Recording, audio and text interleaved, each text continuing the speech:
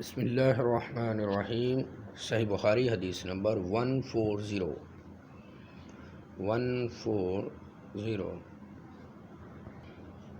صحیح بخاری حدیث نمبر 140 صحیح بخاری حدیث نمبر 140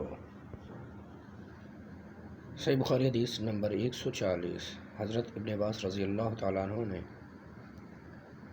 سے روایت ہے، انہوں نے وضو کیا اور اپنا منہ دھویا، اس طرح کہ پانی کا ایک چلو لے کر اس سے کلی کی اور ناک میں پانی ڈالا، پھر ایک چلو پانی لیا،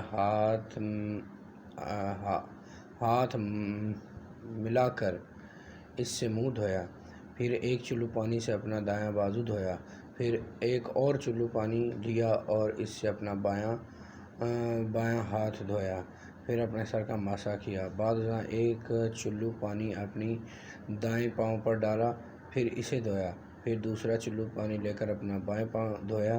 اس کے بعد کہنے لگے، میں نے رسول اللہ کو اسی طرح وضو کرتے ہوئے دیکھا ہے۔